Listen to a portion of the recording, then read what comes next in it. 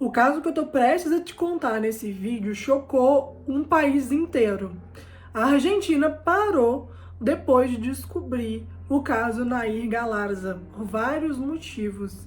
E nesse vídeo eu vou te contar os fragmentos dessa história e eu quero que você pense comigo e me ajude a descobrir se ela é culpada ou se ela é uma vítima.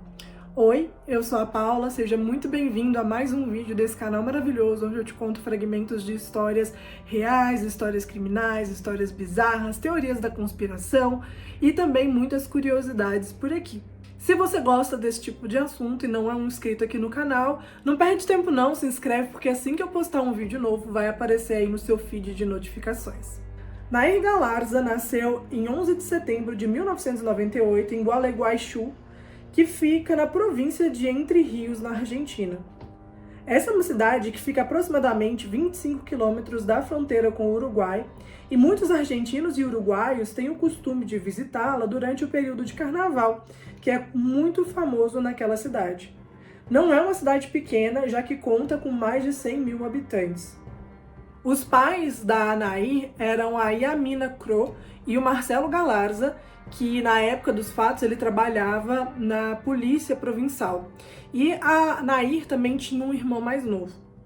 Para os pais, a Nair era uma ótima filha. Ela nunca tinha dado trabalho com nada, basicamente. Ela era boa na escola, ela tinha muitos amigos, ela nunca tinha dado nenhum tipo de problema, nem social e nem na escola em si, né? As notas dela eram altas, ela era uma boa esportista, ela praticava hóquei de grama e ela realmente era muito boa, era destaque nas partidas sempre.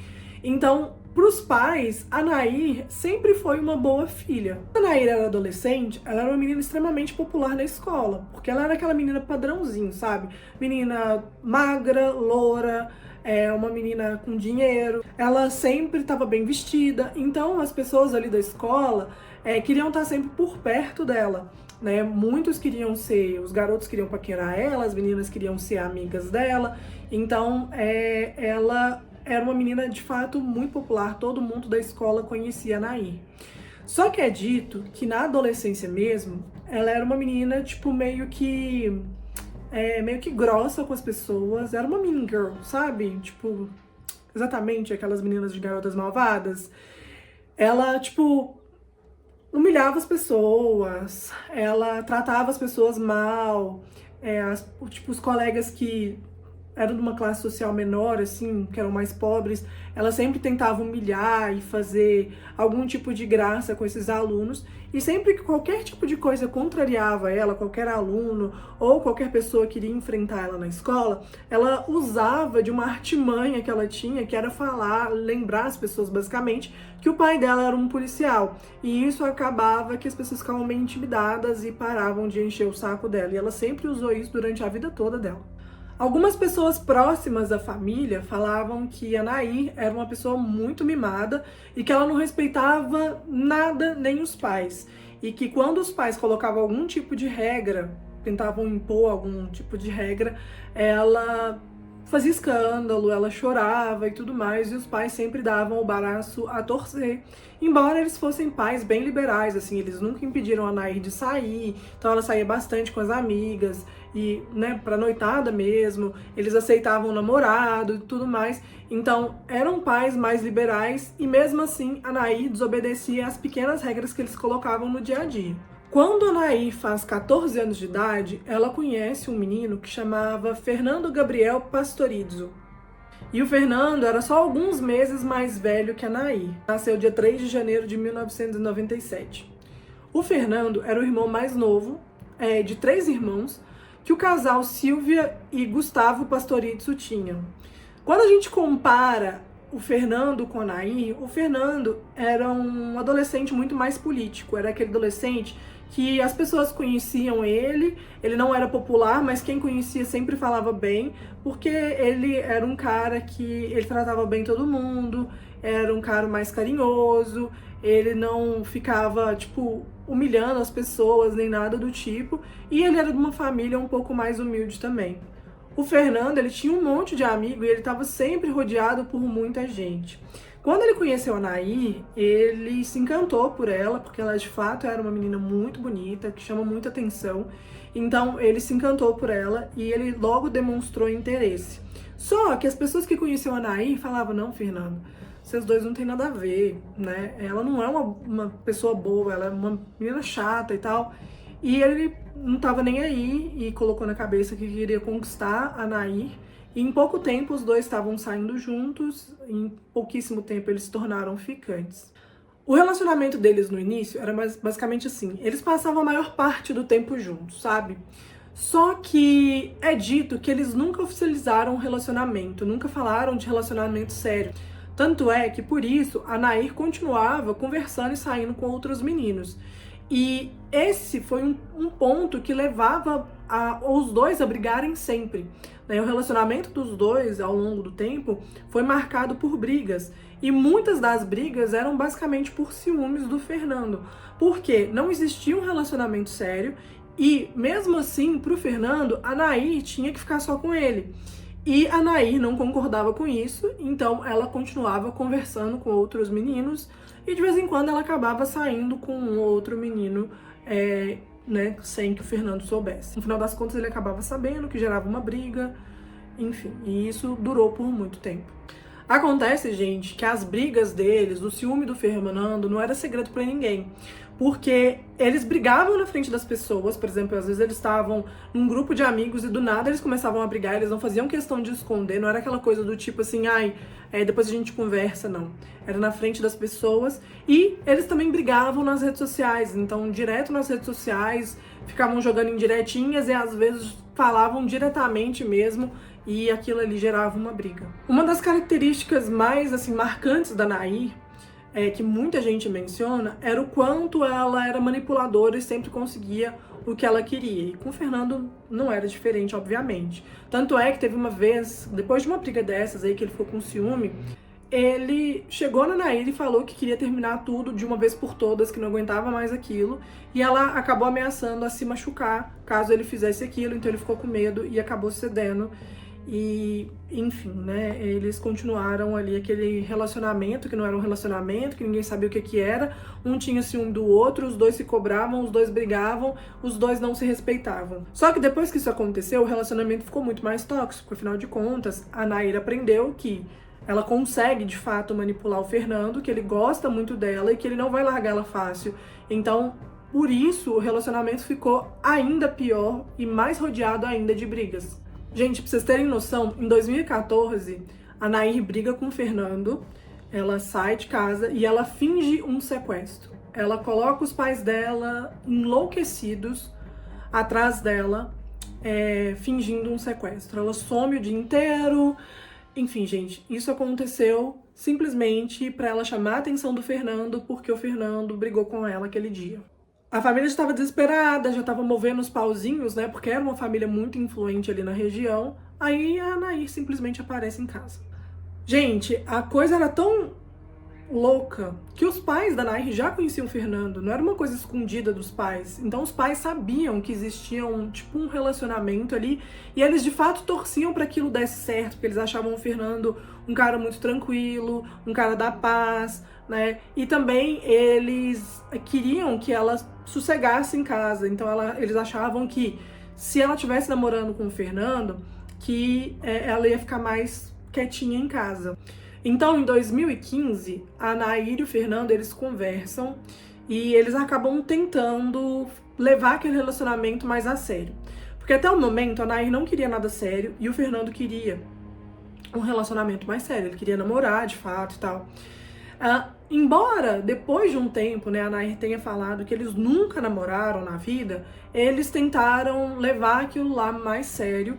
Então o Fernando começa a frequentar muito mais a casa da Nair, ele começa a sair de férias, fazer coisas de casal juntos. E isso, né, reflete também nas redes sociais. Eles começaram a postar muito mais fotos juntos, mais fotos de carinho, mais fotos de afeto, fotos viajando e tudo mais. Então, realmente, muita gente ali, né, via aquilo ali como um namoro fixo, né, um namoro real. A vida na internet, né, tava linda. Eles se declaravam o tempo todo, postavam fotinhos bonitinhos, mas a vida real a coisa era outra. Eles estavam sempre brigando, não melhorou a questão das brigas. Sempre um tava implicando com o outro, sempre um tava falando alguma coisa pro outro, o outro não gostava, retrucava. E eles, de fato, saíam muita faísca. Depois a Nair até fala que isso aí servia de combustível pro relacionamento deles ser tão duradouro, que ela gostava ali daquele sentimento ali de uma coisa mais difícil de conquistar. Bom, isso se manteve até 2017, que foi quando eles se formaram ali no ensino médio. E a Nair, ela começou a estudar na faculdade de Direito de Concepción do Uruguai. Então ficava em torno assim, de uns 30 quilômetros da casa dela, dava mais ou menos, talvez quase uma hora assim, de carro. Da faculdade para casa.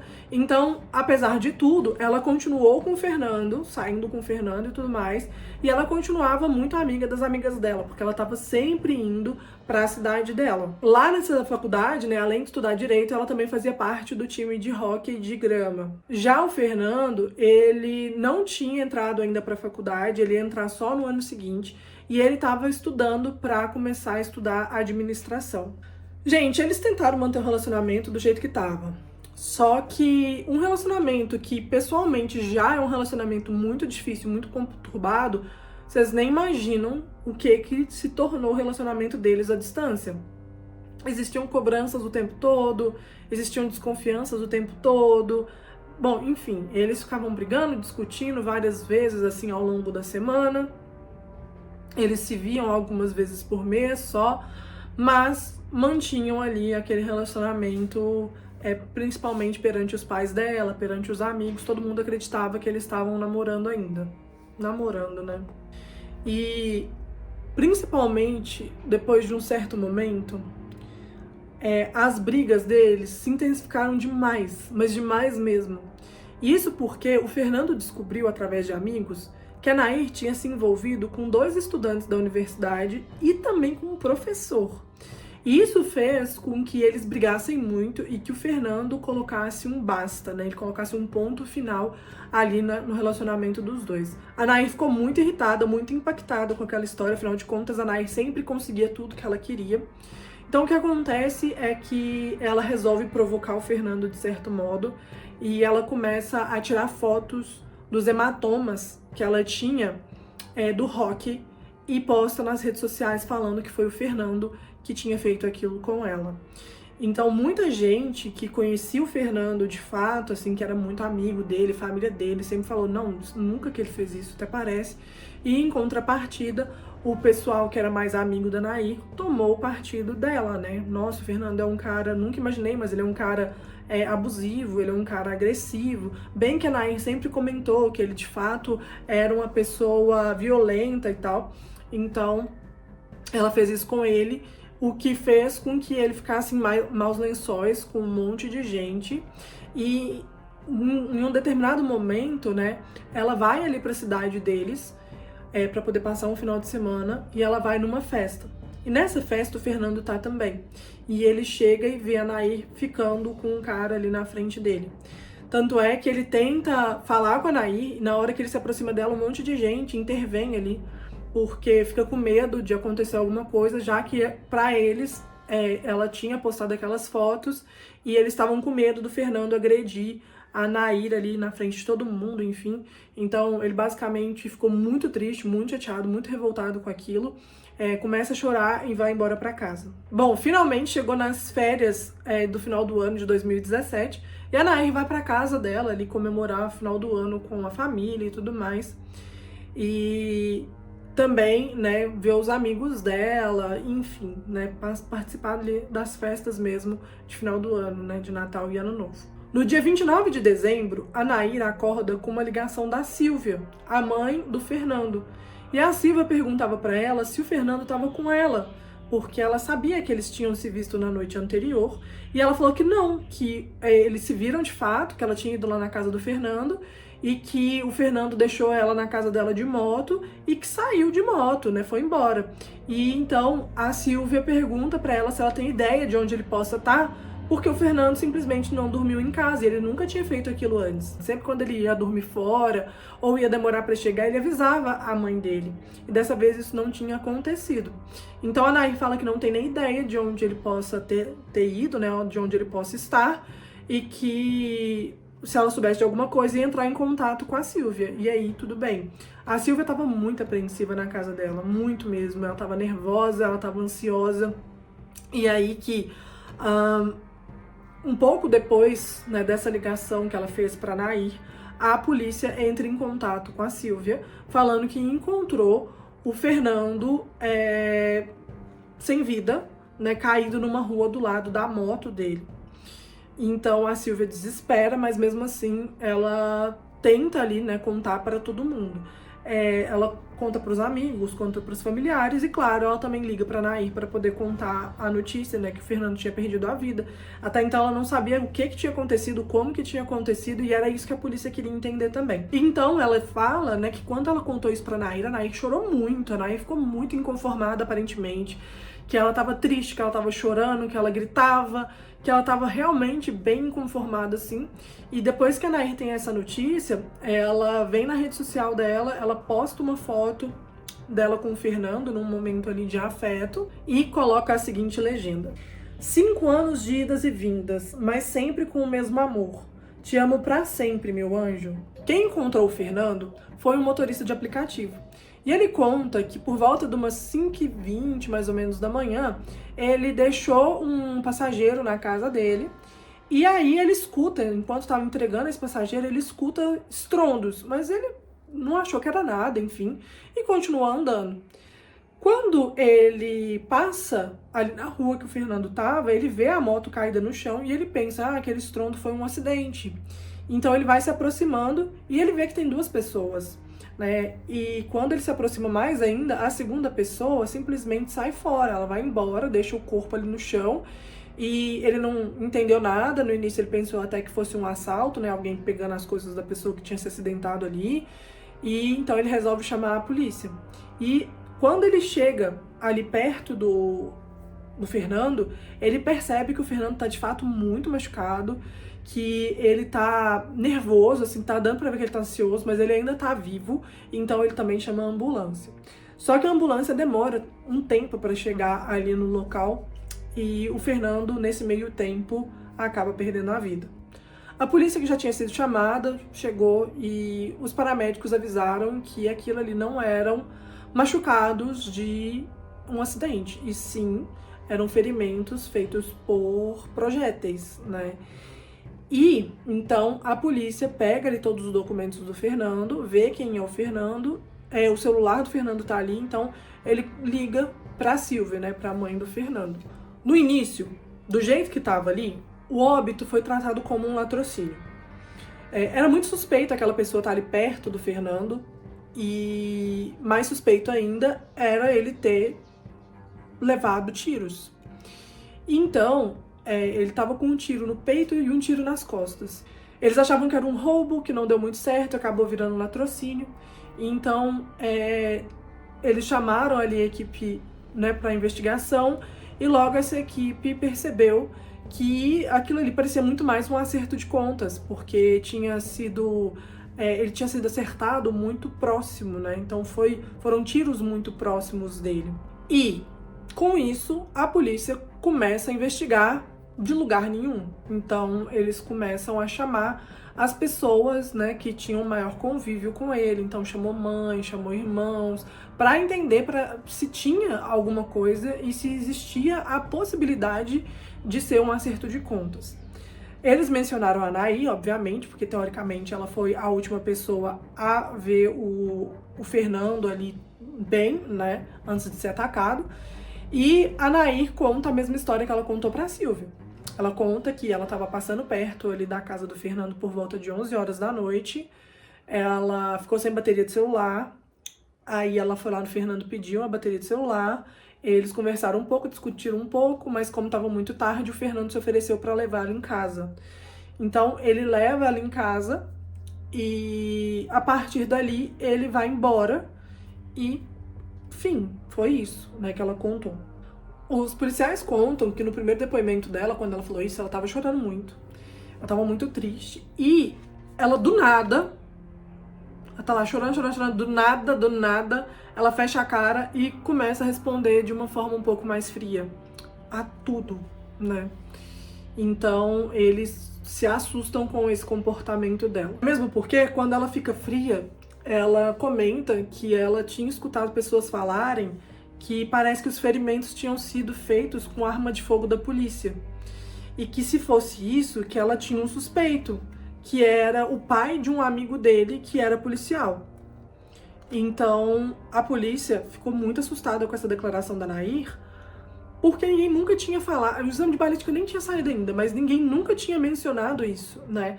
Então eles ficaram de olho nela porque essa era uma coisa nova, né? Até mesmo porque ela estava acusando alguém, basicamente. Bom, e por isso eles resolveram investigar a Nair mais profundamente. Então eles descobriram várias coisas sobre ela. Eles descobriram que ela era filha de policial, eles descobriram que o relacionamento deles, embora fosse um relacionamento que já durava 5 anos, era um relacionamento extremamente conturbado.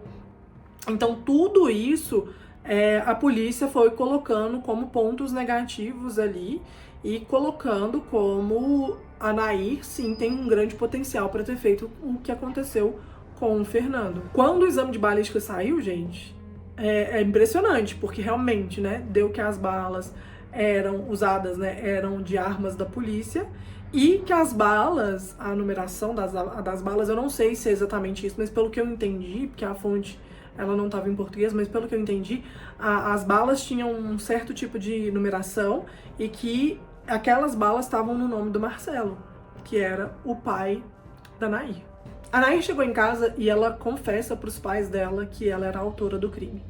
Então, os pais já estavam dando seus pulos para tentar encontrar um advogado, né, bem reconhecido, assim, para conseguir defender a filha. Como tudo era muito óbvio, ela foi orientada a confessar o crime, e ela foi orientada a confessar o crime, mas não falando que ela era namorada do Fernando. Isso porque na Argentina existe agravamento quando você tem um relacionamento próximo com a pessoa. Bom, então ela vai dar uma declaração oficial e ela se entrega. Ela fala que ela é a culpada e ela conta que ela não era namorada do Fernando, que eles tinham ali um relacionamento bem casual, que de vez em quando só que eles se encontravam, e que ela estava num spa no dia.